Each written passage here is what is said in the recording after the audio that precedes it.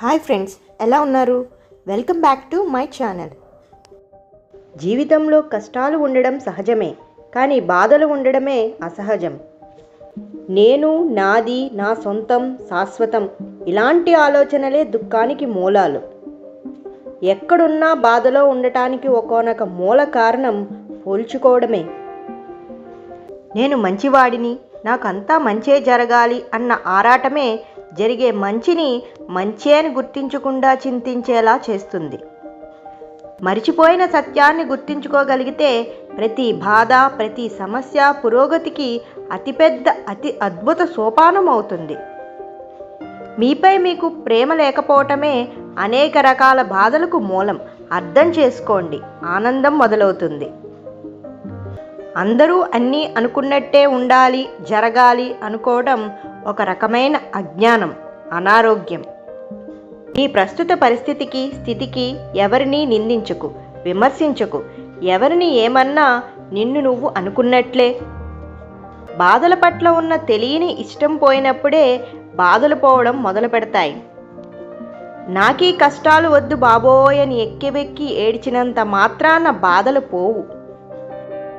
జరిగిన దానిని, జరగని దానిని, నచ్చిన దానిని అవసరం లేకున్నా తిరిగి మళ్ళీ గుర్తు చేసుకోవడమే దుఃఖం మళ్ళీ రావటానికి ఒకానొక మూల కారణం.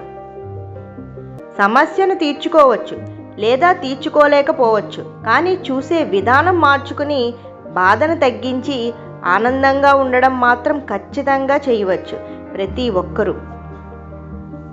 బాధ అదృశ్యం అవ్వాలంటే మానసిక గందరగోళం తప్పక తీయవలసిందే, వేరే దారి లేదు. ఆనందం రావాలనుకోకు, ఆనందంగా ఉండడం మొదలుపెట్టు. అప్పుడే నీ ఆనందం నీ చేతుల్లో ఉంటుంది.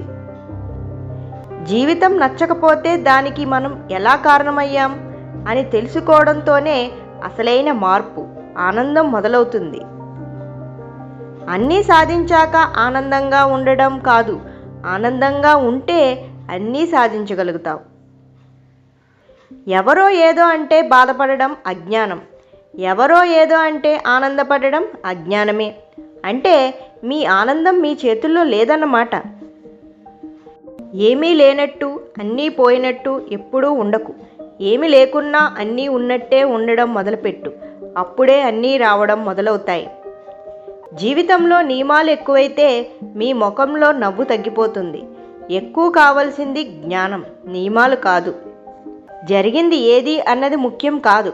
ఏది జరిగినా, ఎందుకు జరిగినా మంచికే అన్న విషయం గుర్తుంటే ఏ బాధ ఉండదు. నవ్వలేకపోతున్నారు అంటే యోగం వదిలి రోగం వైపు తెలుసో తెలియకో పోతున్నారని అర్థం. గుర్తుంచుకోండి.